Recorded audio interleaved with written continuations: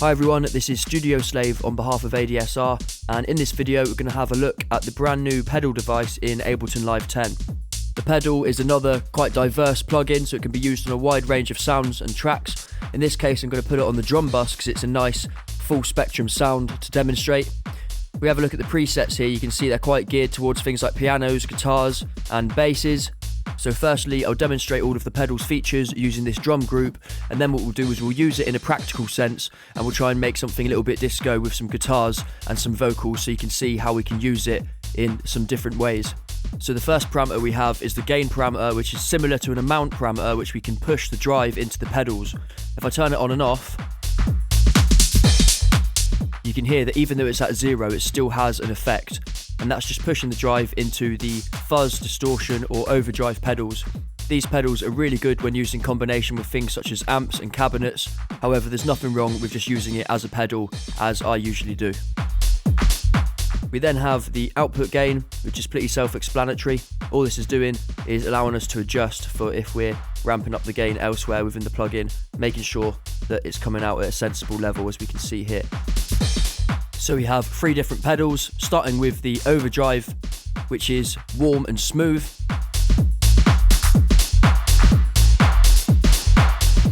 So this is really good for things like warming up subs and you want to keep it quite subtle.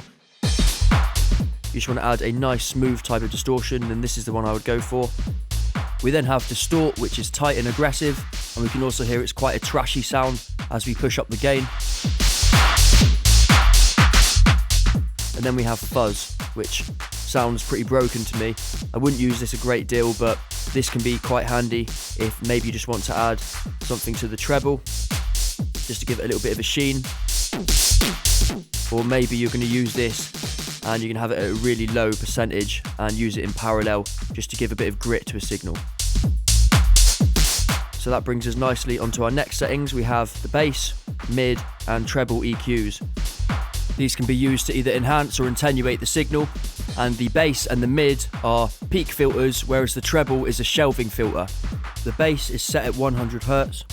The mid, we have a choice between 3 settings, so we can boost or cut either way, but in the left position it's at 500 Hz.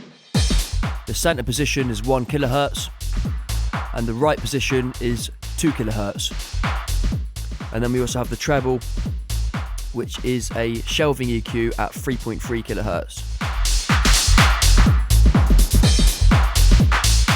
And these are post effect. Next up we have the sub button, and what the sub button is it's a fixed shelving EQ at 250 Hz.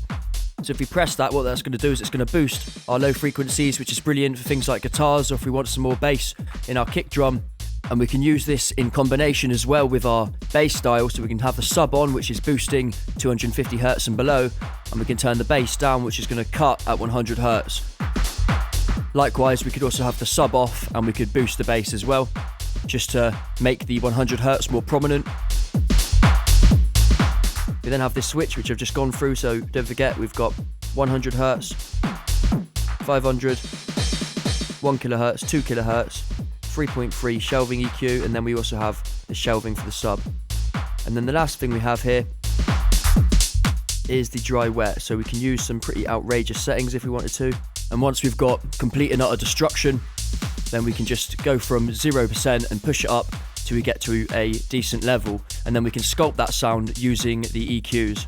And I definitely recommend making sure you do use the EQs, because they are adaptive Q as well. So if you want to make something more resonant, then you just push it further up, say like the mid or the treble, and then it's going to be a bit more of a resonant sound as you go towards the 100% mark.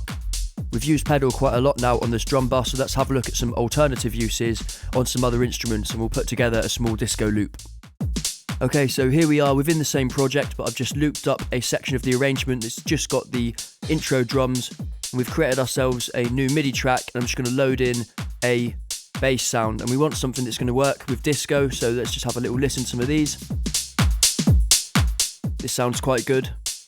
And what we can do is we can use pedal to give this a bit of distortion and maybe even a bit of squelch. So I'll just play in a little riff, and we can even use the capture button here. My playing isn't perfect, so we'll probably have to do a quick bit of editing, but nothing major. Okay, so I'm happy with that idea. So without even having to press record, I can just hit capture and it lays out the last played idea onto the arrangement in MIDI.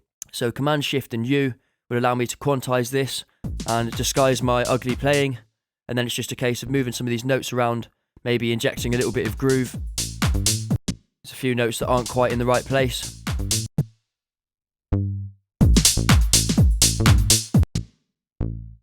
And as soon as we're happy with this section, I'm just going to loop it up. So we've got a 1 or 2 bar loop that's going to keep on repeating itself, because that's quite a trait of disco basses. So now that I've finished doing the MIDI editing on this clip, I can just drag it out across the arrangement, and then we can drag on the pedal device onto this track. And then we have some options now as to how we want to process the sound. So we could go for fuzzy, distorted, we could add some squelch to it, or we could even just add some slight low end warmth. So what we'll do is we'll just have a little fiddle now and see what sounds good. So let's test out the adaptive Q on these filters. So we'll push it right up. So that's a bit too low for my liking. We'll maybe try it with the mid or the treble instead. And once we've pushed it up, we can switch 500 Hertz, 2 kilohertz, see where sounds best. Let's maybe change it up a bit and try a different flavor by using a different pedal mode.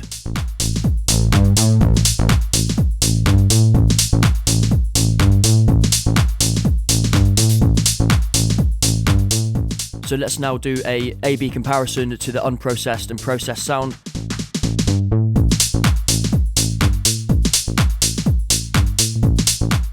So straight away we can hear, aside from the gain, we've got a lot more body and presence in this sound. So something I've noticed, we're getting a little bit of distortion as this hits with the kick because of the extra gain we've added. So I'll just quickly throw on a sidechain compressor and we'll just get that moving out the way. So there's no clashing with the kick. And while we're here, what we may as well do is we'll duplicate this compressor, turn sidechain off, and we'll test out our theory by putting this in front of the pedal. So now we're using the pedal device once the signal has been compressed. So this will be quite subtle because this actual bass sound is pretty flat and it's got a pretty steady RMS anyway. However, if we compress it, then what we're going to notice is that by removing some of those peaks, then the pedal is going to act on the entire sound, or the sustain part of the sound, as opposed to just the peaks, because pedals do work in a dynamic type of way.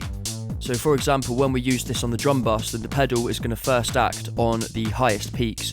So that's something to be aware of when we are using these sort of devices.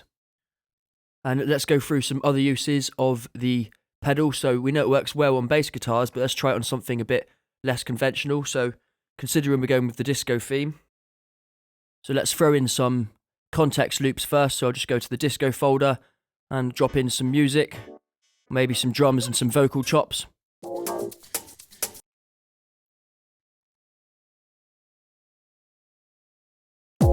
Just reduce the level on these because it's a little bit piercing.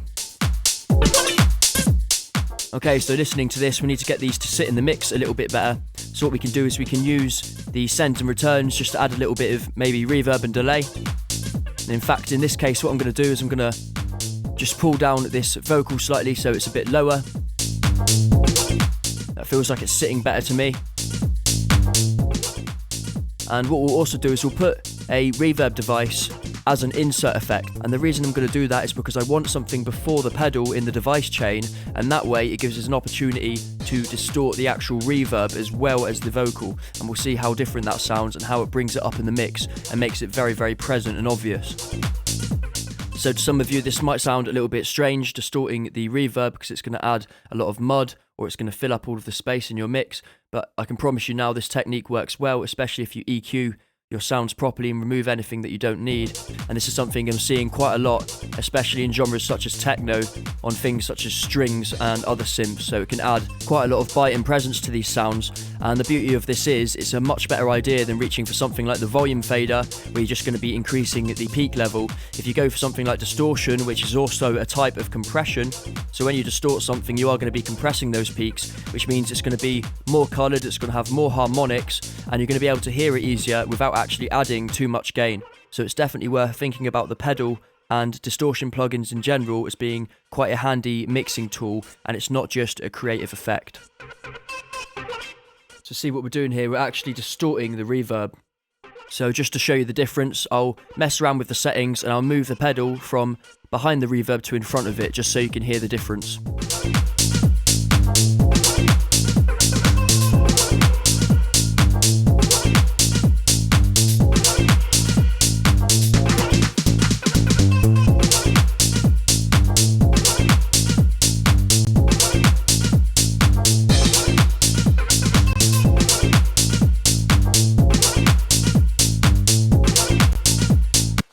So now we're going to go for the final use of the pedal, and in this case we're going to place it on this context loop.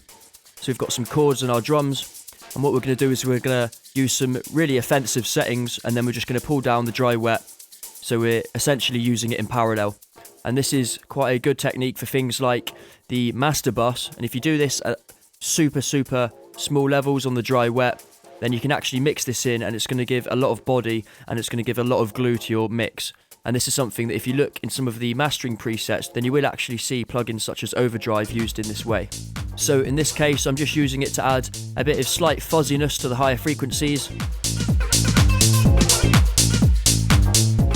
I quite like this distort setting. You can hear it's just like a bit of a shimmer, and it's just helping to glue the top end together. So guys, in this video we've covered the features and a few different ways of using the pedal device in Ableton Live 10, and in the next video we're going to have a look at the changes to the EQ and utility devices.